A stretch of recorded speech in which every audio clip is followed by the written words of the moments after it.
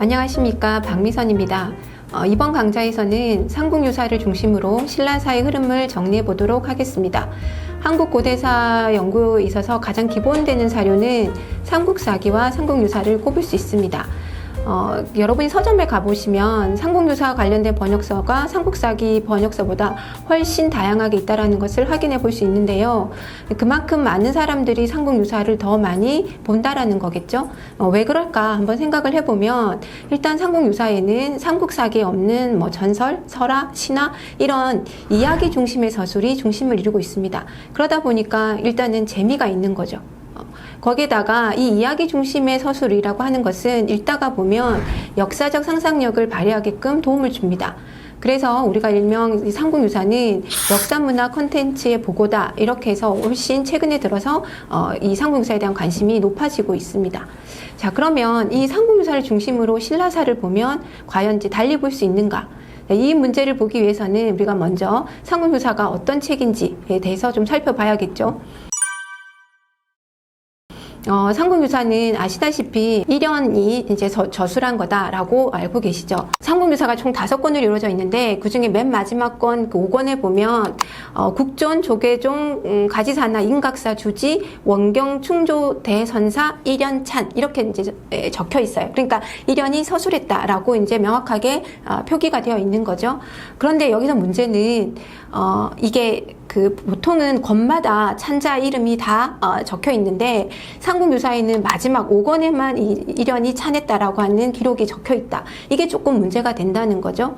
자, 그래서 아니나 다를까 삼국유사를 쭉 읽다가 보면 전우소장사리라고 하는 그 항목 하나랑, 그 다음에 간동풍악 발현수 석기라고 하는 그 항목이 또 하나 있는데, 이 두 항목에만 맨 마지막 말미에 무극기, 즉 무극이 기록했다라고 하는 이 숫자가 적혀 있습니다. 이 무극이 누구냐 하면 일연의 제자이거든요. 그러니까 이제 일연의 제자가 기록한 기록이 이제 2개가 삼국유사에 들어가 있는 거죠. 그래서 이걸 근거로 해서 삼국유사는 일연과 더불어서 무극이라고 하는 제자가 같이 저술한 거다라고 보는 견해가 이제 나오게 되는 거고요. 그리고 이제 나아가서는 이제 여기서 문제가 뭐가 되냐면, 사실은 이제 그 일연이 그 고려 말 사람인데, 13세기 사람인데, 고려 말에 삼국유사가 간행되었다라고 하는 근거가 현재까지는 전혀 보이지 않고 있습니다. 그와 더불어서 일연이 이제 죽고 난 다음에 일연을 추모하기 위한 이제 그 비를 하나 세우게 되는데요. 그게 이제 복각선사비거든요. 그 복각선사비에 보면 일연의 일대기와 일연이 이제 저술한 책들이 나오는데, 일연이 이제 생전에 한 100여 권을 저술했다고 하는데, 그 저술에 삼국유사는 기록이 나오지 않습니다. 그래서 이러한 이제 2가지, 고려 말에 기록 간행된 게 없다. 그 다음에 이제 일연선사를 기념하는 그 비석에 삼국유사라고 하는 저술 목록이 안 보인다라고 하는 걸 근거로 해서, 결국은 삼국유사라고 하는 것은 일연이 죽은 다음에 일연의 제자들이 자료를 모아서 편찬했을 것이다. 이렇게 보는 3가지 견해가 있습니다. 자, 그러면 과연 이제 이 삼국유사의 찬자가 누구로 볼 것이냐라고 하는 게 문제가 되는데요. 이런 3가지 견해가 있긴 하지만, 일단 이제 삼국유사의 어떤 체제를 보게 되면, 삼국유사는 이제 5권, 총 9편으로 구성이 되는데, 그 9편의 주제를 보면 왕력, 기이, 흥법, 탑상, 의회, 신주, 감통, 피은, 효선 이렇게 이제 구성이 되어 있습니다. 그러니까 왕력이라고 하는 거는 연표가 되는 거고, 기이라고 하는 것은 이제 역대 왕들의 이제 그 신이한 기록들을 쓴 거, 그러니까 이게 이제 역사 파트가 되는 거죠. 그리고 흥법이라고 하는 건 법을 일으킨 거니까 불교 이야기. 그리고 탑상이라고 하는 거는 불교 건축물, 그러니까 뭐 사찰이 됐던 탑이 됐던 이런 거에 관한 이야기. 그 다음에 의회는 스님들의 이야기. 그 다음에 신주도 스님에 관한 이야기지만, 이 신주는 스님들 중에서도 이제 주술을 잘 쓰는 사람들 이야기가 되는 거고요. 감통은 이제 뭐 굉장히 훌륭한 일을 해서 부처님의 뭐 감흥을 입었다든지 이런 이제 에피소드가 되는 거고, 피은은 세속을 떠나서 이제 그 은둔 생활을 했던 승려나 일반인들의 이야기가 되고, 마지막 효선이라고 하는 거는 말 그대로 효를 행한 사람들의 이야기. 요렇게 이제 9편이 구성이 되어 있는 거예요. 근데 이 9편의 이런 체제를 보면 기존에 존재했던 어떤 역사서에서나 또는 이제 고승전에서도 찾아볼 수 없는, 오로지 삼국유사에만 존재하는 그 그 상중유사만의 체제다라고 얘기할 수 있습니다. 그래서 이런 체제를 과연 이련이 죽은 다음에 이련의 제자들이 남겨진 자료를 가지고 이렇게 목차를 선정할 수 있었을까? 그렇게 보기는 어렵다는 거죠. 그래서 이런 목차까지 구성되어 있는 걸 보면 기본적인 틀은 이련이 썼을 것이다 라고 봐야 되는 거고, 거기에 이제 이련이 찬수를 한 다음에 무국 제자가 이제 그 수정 보완하면서 추가가 된 것이 아닌가, 이렇게 보는 게 타당하지 않을까, 이제 이렇게 생각을 합니다. 자, 그리고 이제 그러면 이제 이련이 이 상국유사를 언제 찬수를 했을까? 이것도 하나의 이제 수수께끼인데요. 이게 이제 힌트가 되는 게 바로 이제 아까 그 5권에 있다라고 하는, 국존이라고 하는 호칭과 인각사 주지라고 하는 그 직책인데, 이 이련이 국존이라고 하는 걸 책봉받은 데가 언제냐면 1283년이에요. 그러니까 국존인 이련이 찬했다고 했으니까 당연히 이 상국유사는 1283년 이후에 찬술이 되게 된 거죠.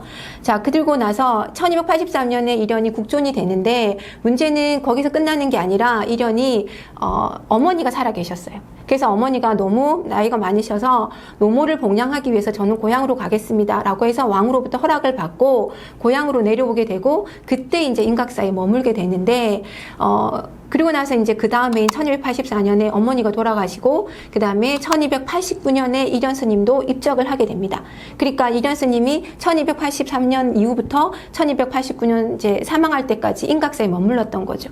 그러니까 요 기간에 인각사에 머물면서 아마 상국유사를 정리를 했을 것이다 라고 이제 보게 된다는 거죠. 그래서 이때 이제 정리를 한 것들을 이제 이후에 제자들이 수정 보완하지 않았을까, 이렇게 보게 됩니다. 그런데 앞서도 얘기한 것처럼 일단 현재는 찬수를 한 것까지는 그래도 나름대로 추측이 되는데, 이게 간행이 됐느냐, 이건 아직 그 흔적이 없다라는 거죠. 그래서 현존하는 거는 가장 오래된 게 조선 초에 판각이 됐다라고 보고 있는 게 이제 가장 올라가게 되는 겁니다. 여러분이 흔히 보고 있는, 번역서로 보고 있는 상국유사는 1512년, 즉 조선시대 중종 7년에 간행이 된 건데요. 이걸 이제 우리가 설명해서 1512년, 이게 이제 임신년이어서 중종 임신본 이렇게 부르기도 하고, 이때 이제 중국의 연호가 정덕이어서 정덕본 이렇게 부르기도 합니다. 근데 최근에는 이제 중종 임신본 이렇게 이제 많이 부르고 있어요. 이게 이제 가장 이제 완지를 갖추고 있는 거라서 이게 이제 기본 텍스트로 해서 번역이 돼서 이제 우리가 널리 보고 있는 상국유사가 되고 있습니다. 근데 이 중종 임신본의 발문을 보게 되면 무슨 얘기가 나오냐면, 우리 동방의 삼국의 본사, 이게 이제 삼국사기인 거고, 그다음에 유사, 삼국유사 두 책이 있는데, 다른 데서는 간행된 적이 없고 오직 본부, 즉 이 경주부에서만 간행이 되었었다. 근데 이제 세월이 하도 오래 흘러가지고 이게 다 마모가 심해서 판독하기가 어렵다. 그래서 다시 간행을 해야겠다라고 얘기해서 다시 간행한 게 1512년 이 중종 임신본이라는 거죠. 그러니까 이 발문을 보면 그 이전에 분명히 삼국유사와 삼국사기가 한 번 더 경주부에서 간행된 적이 있다라는 거죠. 그래서 기록을 살펴보면 1394년, 즉 조선 태조 3년에 계림부, 이 계림부가 이제 경주부거든요. 여기에서 삼국사기를 간행했다라는 기록이 있어요. 그래서 아마 이 삼국사기를 간행했을 때 아마 상국유사도 같이 간행했을 것이다 라고 보고 있고, 그래서 조선 초에 간행된 것은 확실하다라고 보는 거고, 아니야 다를까 현재 남아있는 여러 가지 이제 그 간행본들 중에 조선 초본들이 존재를 하게 되는 거죠. 가장 최근에 공개된 게 뭐냐면 2013년에 그 파른본이 공개가 되게 됩니다. 그래서 이 파른본이 바로 이 조선 초, 그러니까 1392년에 간행된 것이라고 보고 있는 그 조선 초기본에 해당하게 되는 거고요. 물론 이 이전에도 조선 초 간행본들이 있었습니다. 여기 표에 보시는 것처럼 한 5가지 종류가 있었다라고 하고요. 뭐 지금도 이거는 확인을 할 수가 있긴 한데, 이 5권에 보면 표를 보시면 아시겠지만 이게 전질이 5권 전질이 아니라 다 일부분만 존재를 하게 되고, 거기다가 이 파른본 이외의 이 5 그 종류는 다 그 남아있는 일부분 중에서도 다 결장이 있어요. 그러니까 뭐 뜯어져 나가거나 빈 구석들이 있다라는 거죠. 그래서 완벽하지 않고, 그래서 이게 이제 흔히 말하는 완질인 임신본하고 비교하기가 힘들었고, 더 나아가서는 뭐냐면 이게 이제 개인 소장인 것도 있고, 그래서 이게 공개되지 않는 경우, 그 다음에 누가 소장하고 있는지 알지 못하는 경우도 몇 건이 있어요. 그러다 보니까 사실은 이 연구가 진행되기가 쉽지 않았다는 거죠. 그런데 이제 이 파른본이 나오면서, 파른본은 이제 손보기 선생님의 호가 파른이에요. 그래서 손보기 선생님이 소장하고 있다가 이걸 이제 나중에 연세대학교에 기증을 해서 이제 공개가 되게 된 거죠. 그래서 이 80번도 물론 전질이 아니라 일부분만 있어요. 그래서 이게 이제 왕력하고 기, 그러니까 권 1, 권 2 이게 두 것만 있는데 이 그 80번은 대신에 결장이 없어요. 빠진 부분이 없다는 거, 이 두 권 자체는. 그리고 굉장히 글자가 뭐 마모되거나 뭐 이런 게 없어서 판독이 다 가능해요. 그래서 이제 1512년에 난 중종 임신본하고 비교가 가능하게 된 거죠. 거기다가 현재 삼국유사 연구하는 데서 가장 큰 문제가 되는 게 뭐냐면 그 왕력편이거든요. 근데 이 왕력편이 원체 완벽하다 보니까 이 연구 성과, 그러니까 새롭게 이제 비교 가능한 것들. 그래서 이런 학술적 가치가 굉장히 높기 때문에 이제 국보로 지정이 되게 된 거죠. 자, 그래서 이제 이런 부분들이 삼국유사 연구를 좀 진흥시키는 하나의 이제 계기를 마련하고 있다. 이렇게 볼 수 있는 거고요. 그러면 삼국유사는 어떤 특징이 있는가라고 하는 거죠. 삼국유사의 특징을 살펴보려면 당연히 이제 삼국사기랑 비교를 할 수밖에 없습니다. 그래서 비교를 해보면 일단은 삼국유사와 삼국사기의 가장 큰 차이점은 찬술 시기죠. 그죠? 그래서 삼국사기는 1145년에 나오고 삼국유사는 딱히 면제라고 얘기할 수는 없지만 어쨌든 1284년에서 89년 사이에 찬술했을 것이라 보는 거죠. 그러니까 이게 시기 차이가 이제 존재를 하는 거고, 삼국사기는 그 고려 인조의 명령을 받아서 김부식이 찬술을 하는 거니까 관찬사저죠. 국가에 의해서 만들어진. 반면에 이제 삼국유사는 어쨌든 이령과 그 제자들이 같이 했다 할지라도 어쨌든 사찬, 개인이 만든 거가 되는 거죠.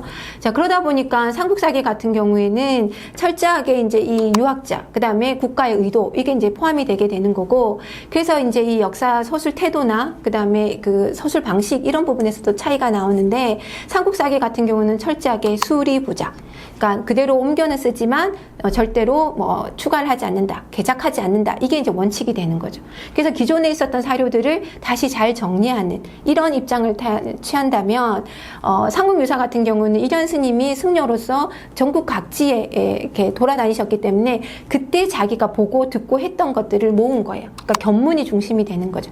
그러니까 뭐 향전이니 소문이니 전설이니 이런 게 다 포함이 되는 거죠.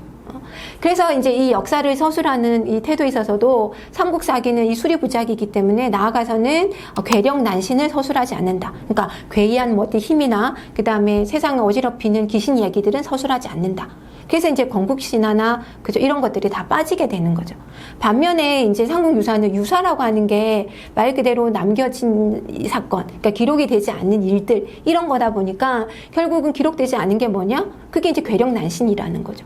그래서 철저하게 오히려 더 역으로 나는 신의로운 거, 심기한 거, 기이한 거를 기록하겠다라고 아예 이제 제시를 하게 되는 거죠. 그래서 삼국유사는 철저하게 신의사관이라고 한 걸 내세우게 되는 거고, 그래서 그 앞에 이제 서문에 보면 그 괴력난신을 얘기를 하겠다. 그래서 이 기이편을 삼국유사의 제일 첫머리에 삼는다라고 제시를 하고 있는 거죠.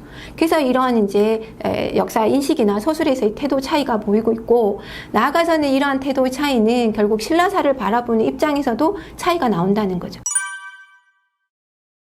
천년의 신라사를 바라보는데 결국 너무 길다 보니까 이걸 시기를 구분을 하는 거예요. 삼국사기는 상대, 중대, 하대 이렇게 세 개를 시기를 구분하고, 삼국유사는 상고, 중고, 하고로 이렇게 구별을 해요. 그럼 똑같이 삼시기니까 똑같지 않냐라고 얘기했겠지만 그 기준점이 달라지는 거예요. 그러니까 예컨대 삼국사기는 통일 이후를 두 시기로 나눈 거예요. 중대랑 하대로. 반면에 삼국유사는 통일 이전을 두 개로 나눈 거예요. 그래서 상고, 중고 이렇게. 그래서 특히 이제 삼국유사에서 특징이 뭐냐? 이 중고 시기가 들어가 있다라는 거죠. 그 중고 시기는 법홍왕부터 진덕여왕 때까지인데, 요 시기의 특징이 뭐냐? 불교가 공인이 되고 불교식 왕명을 사용하고 신라 왕실에서 적극적으로 불교를 진흥시키는 요 시점인 거죠.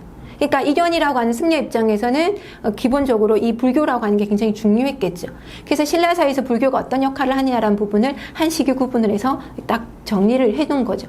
그래서 이런 입장에서 보면 신라사를 바라보는 시각의 차이가 분명히 존재한다. 그러니까 이제 삼국유사로 보면 조금은 삼국사기와는 다른 신라사를 얘기할 수 있겠다라는 거고, 그다음에 또 하나는 앞서 우리가 이제 9편의 얘기를 본 것처럼 거기 안에는 역사도 있고 문학도 있고 철학도 있고 종교도 있고 그다음에 뭐 건축도 있고 민속도 있고 다 포함이 되는 거죠. 그래서 어떻게 보면 삼국유사는 어떤 종합서다 이렇게 볼 수가 있는 거예요. 그러니까 다양한 시각이 들어가 있는 거고, 그 다음에 여러분이 한번 삼국유사의 목차를 보시면 제목만 보셔도 왕이 제목에 나오기도 하지만 왕씨나 뭐 이런 건 기본인 거고, 당연히 승려가 나오고요. 그 다음에 평민, 나아가서는 여성이 제목으로도 나와요. 그리고 노비도 등장을 하고. 그래서 이게 다양한 사람, 왕부터 노비까지 남자, 여자, 남녀노소 구분 없이 다 들어가 있다라는 거죠.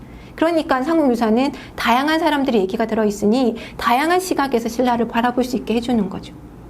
그래서 상호묘사로 보면 신라를 조금 다르게 볼 수 있겠다라는 생각이 드는 거고요. 자, 우리가 이 시간에, 짧은 시간 안에 상호묘사 전체를 볼 수는 없어서 이제 이 그 신의사관이 잘 보여주는 이 기이편을 중심으로 해서 이 신라의 정치사의 변화 이런 부분들을 이제 차례차례 한번 살펴보도록 하겠습니다.